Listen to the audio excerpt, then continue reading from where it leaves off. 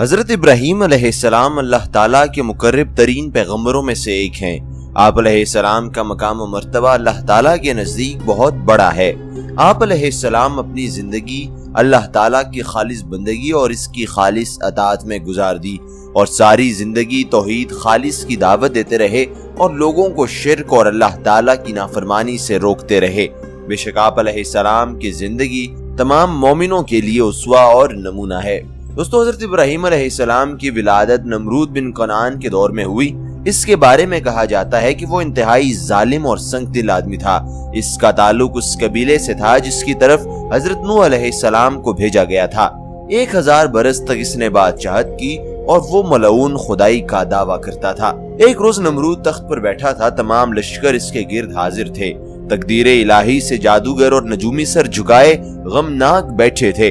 نمرود نے وجہ پوچھی تو انہوں نے بتایا کہ آسمان میں ایک انتہائی روشن ستارہ نمودار ہوا ہے، اس جیسا نہ پہلے کبھی دیکھا نہ سنا، اور یہ بھی کہا کہ آپ کی رعایا میں سے ایک لڑکا پیدا ہوگا جس کے ہاتھوں آپ کی حکومت جائے گی۔ یہ سن کر پہلے تو نمرود پریشان ہوا اور پھر حکم جاری کر دیا کہ تمام مرد عورتوں سے الگ رہیں اور اس دن کے بعد جو بھی بچہ پیدا ہو اسے قتل کر دیا جائے۔ حضرت ابراہیم علیہ السلام کی ولادت انہی دنوں میں ہوئی، لیکن اللہ پاک نے آپ علیہ السلام کو ظالموں سے محفوظ رکھا۔ نمرود بابل کا بادشاہ تھا۔ علماء کے مطابق جن 4 بادشاہوں نے پوری دنیا پر حکومت کی، نمرود ان میں سے ایک ہے۔ ان 4 میں سے 2 مومن تھے اور 2 کافر۔ مومن ذوالقرنین اور سلیمان علیہ السلام ہے اور کافر نمرود اور بخت نصر ہے۔ نمرود مسلسل 400 سال تک بادشاہ رہا۔ اس نے سرکشی، ظلم اور تکبر کا راستہ اختیار کیا اور آخرت کے بجائے دنیا کا حصول پیش نظر رکھا۔ جب حضرت ابراہیم علیہ السلام نے اسے اللہ وحدہ لا شریک کی عبادت کی دعوت دی تو اس نے جہالت اور گمراہی کی وجہ سے خالق کا انکار کر دیا۔ چنانچہ حضرت ابراہیم علیہ السلام نے اس سے بحث کی، لیکن وہ مردود خدائی کا دعویٰ کرنے لگا۔ دوستو، آج کی اس ویڈیو میں آپ کو حضرت ابراہیم علیہ السلام کی آگ میں ڈالے جانے اور اس کے بعد کے حالات و واقعات کے بارے میں بتاؤں گا، لیکن آپ دوستوں سے گزارش ہے کہ اگر آپ ہمارے چینل پر نئے آئے ہیں یا آپ نے ہمارے چینل کو ابھی تک سبسکرائب نہیں کیا تو ہمارے چینل کو ابھی سبسکرائب کریں، ساتھ میں دکھنے والے بیل آئیکن کو بھی دبا دیں تاکہ ہم جیسے ہی کوئی نئی ویڈیو اپلوڈ کریں آپ تک اس ویڈیو کا نوٹیفیکیشن پہنچ جائے اور آپ بر وقت ہماری ویڈیو سے مستفید ہو جائیں۔ دوستو، بت شکنی کے بعد جب کفار اور حضرت ابراہیم علیہ السلام کے درمیان مکالمہ ہوا تو ہر دلیل کے سامنے کفار لاجواب ہو گئے، کیونکہ جواب میں ان سے کوئی دلیل نہ بن سکی اور انہوں نے سبق لینے کے بجائے وہی رویہ اپنایا جو ہر سرکش اور متکبر شکست کھانے کے بعد اپناتا ہے۔ انہوں نے سوچا کہ آئے دن کی شرمندگی اور ندامت سے نجات حاصل کرنے کا یہی طریقہ ہے کہ حضرت ابراہیم علیہ السلام کو مار ڈالا جائے۔ قوم کے سرداروں نے اس تجویز پر غور کیا اور یہ طے پایا کہ حضرت ابراہیم علیہ السلام کو عام لوگوں کے سامنے سزا دی جائے تاکہ کوئی دوسرا اس قسم کی حرکت نہ کر سکے۔ اللہ پاک نے ان کی بری چال کا ذکر کرتے ہوئے سورہ الصفات میں فرمایا، وہ کہنے لگے کہ اس کے لیے ایک عمارت بناؤ پھر اس کو آگ کے ڈھیر میں ڈال دو۔ غرض انہوں نے اس کے ساتھ ایک چال چلنی چاہی اور ہم نے انہیں ہی زیر کر دیا۔ پھر یوں ہوا کہ پوری قوم کو کہا گیا کہ سب لکڑیاں اکٹھا کرنا اپنا فرض سمجھیں اور ایک میدان میں جمع کرتے جائیں، اور جب کافی تعداد میں لکڑیاں اکٹھی ہو جائیں تو ان میں آگ لگا کر حضرت ابراہیم علیہ السلام کو منجنیق کے ذریعے کسی اونچی جگہ سے اس میں پھینکا جائے تاکہ وہ نکل نہ سکیں اور لوگ عبرت حاصل کریں۔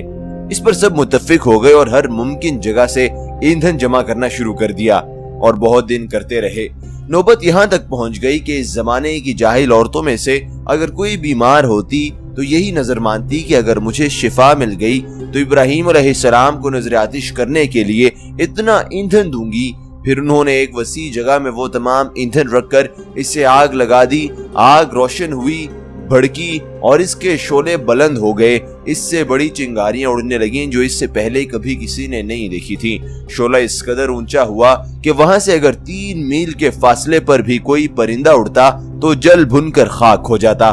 سب کافر سوچنے لگے کہ اب حضرت ابراہیم علیہ السلام کو اس آلاؤ میں کیسے ڈالا جائے۔ تب ہیزن نامی ایک شخص نے ایک آلہ تیار کیا جسے منجنیق کہتے ہیں۔ اس سے پہلے یہ آلہ کسی نے نہ بنایا تھا۔ لوگوں نے حضرت ابراہیم علیہ السلام کو پکڑ کر باندھ دیا اور مشقیں کس دیں۔ اس وقت آپ علیہ السلام یہ فرما رہے تھے کہ اے اللہ، तेरे सिवा कोई माबूद बरहक नहीं, तू पाक है, जहानों के मालिक तेरी ही तारीफ है, तेरी ही बादशाही है और तेरा कोई शरीक नहीं। हजरत इब्राहीम अलैहिस्सलाम को हाथ पांव बांध कर मंजनीक में रखा गया और आग में डालने से पहले हजरत इब्राहीम अलैहिस्सलाम का पैरहन उतार कर इन्हें दूसरा पैरहन पहनाया गया, क्योंकि उनको डर था कि अगर हजरत इब्राहीम अलैहिस्सलाम न जले तो सब कहेंगे कि इस पैरहन की बरकत से वो महफूज रहे।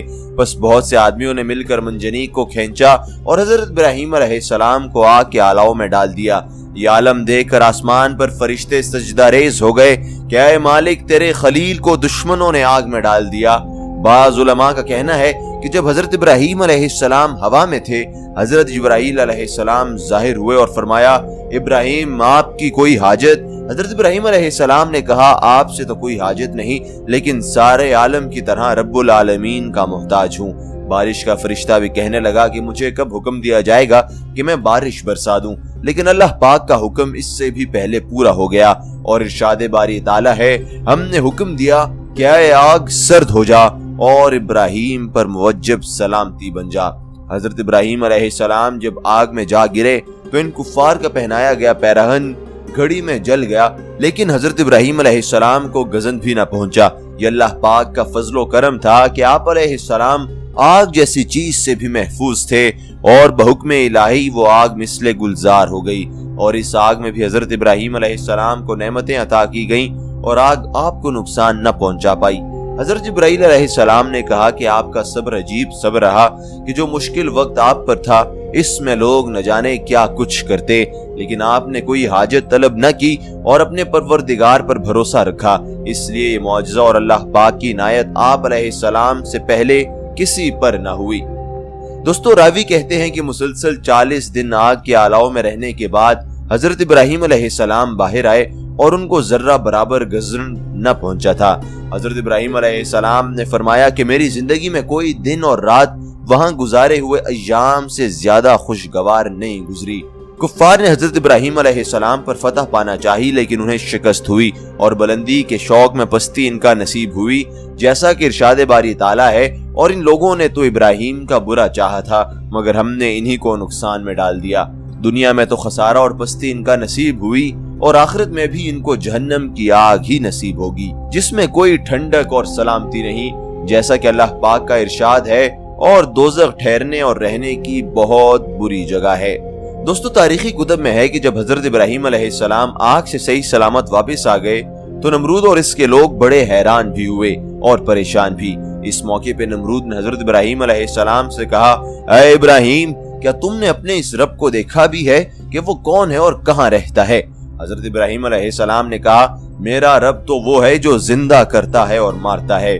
नमरूद बोला, ये क्या मुश्किल है, ये तो मैं भी कर सकता हूँ। उसने अपने 2 गुलामों को दरबार में बुलाया, उनमें से एक को कत्ल किया और दूसरे को छोड़ दिया। फिर बोला, देखो मैंने एक को मार दिया और दूसरे को जिंदगी दे दी। हजरत इब्राहीम अलैहिस्सलाम ने इसकी बेवकूफी की बात सुनकर फरमाया, मेरा अल्लाह तो सूरज को मशरिक से निकालता है, तुम इसे मगरिब से निकाल कर दिखाओ। हजरत इब्राहीम अलैहिस्सलाम के इस सवाल का नमरूद के पास कोई जवाब न था, चुनाचे वो हवास बाख्ता होकर दरबार से उठकर बाहर चला गया।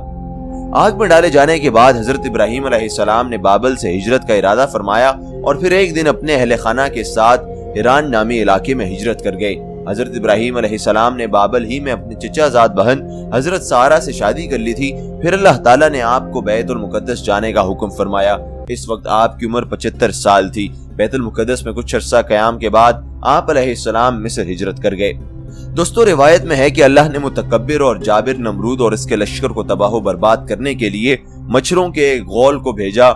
जहरीले मच्छरों के एक बड़े लश्कर ने नमरूद की फौज पे हमला कर दिया और इन्हें बेजान हड्डियों के ढांचे में तब्दील कर दिया। इन्हीं में से एक मच्छर बादशाह नमरूद की नाक के अंदर घुस गया और इसे अज़ाबे इलाही का मजा चखाता रहा। नमरूद जब तकलीफ के शिद्दत से बहुत ज्यादा तड़पा तो इसके मगरूर सर पर जूतों की बारिश की जाती। सर पर जूते पड़ने से मच्छर कुछ देर के लिए रुकता, जिसकी वजह से तकलीफ में वक्ती तौर पर कमी आती, लेकिन कुछ ही देर बाद तकलीफ में फिर इजाफा हो जाता और फिर एक तवील मुद्दत बाद वही छोटा सा मच्छर उसके दुनिया से निस्तो नाबूद होने की वजह बना। यूं दुनिया के सबसे ज्यादा ताकतवर और खुदाई के दावेदार की मौत दुनिया की इंतहाई हकीर اور کمزور چیز سے کروا کر اللہ تعالیٰ نے رہتی دنیا تک متکبر اور مغرور انسانوں کو سبق دے دیا کہ پروردگار کے فراہم کردہ نعمتوں پر غرور و تکبر کرنا، دوسروں کو حقیر سمجھنا اللہ کو سخت ناپسند ہے۔ دوستو، امید کرتا ہوں کہ آج کی یہ ویڈیو آپ کو اچھی لگی ہوگی اور اس میں آپ نے ایک سبق سیکھا ہوگا، اور وہ سبق ہے صبر کا، اور وہ سبق ہے شکر کا، کہ کیسے حضرت ابراہیم علیہ السلام نے اتنے مشکل وقت میں بھی اللہ تعالیٰ پر بھروسہ رکھا اور یہی کہا کہ اللہ تعالیٰ مالک ہے، اللہ تعالیٰ خالق ہے، اور اللہ تعالیٰ ہی حضرت ابراہیم علیہ السلام کی اس مشکل وقت میں مدد کر سکتا ہے۔ دوستو، اگر آپ کو یہ ویڈیو اچھی لگی تو اسے لائک ضرور کیجئے، کامنٹ سیکشن میں اپنی رائے کا اظہار کرنا بالکل نہ بھولیے، اور اسے زیادہ سے زیادہ اپنے دوست احباب تک شیئر کیجئے تاکہ اس پیغام کو ہم زیادہ سے زیادہ آگے پہنچا سکیں۔ اگر آپ نے ابھی تک ہمارے YouTube چینل کو سبسکرائب نہیں کیا تو اسے ابھی سبسکرائب کریں اور ساتھ میں دکھنے والے بیل آئیکن کو بھی دبا دیں تاکہ ہم جیسے ہی کوئی نئی ویڈیو اپلوڈ کریں آپ کو بر وقت اس ویڈیو کی نوٹیفیکیشن پہنچ جائے۔ دوستو، آج کی ویڈیو میں بس اتنا ہی، انشاءاللہ آپ سے ملاقات ہوگی ایک اور ویڈیو میں، تب تک کے لیے دیجیے اجازت، اللہ حافظ۔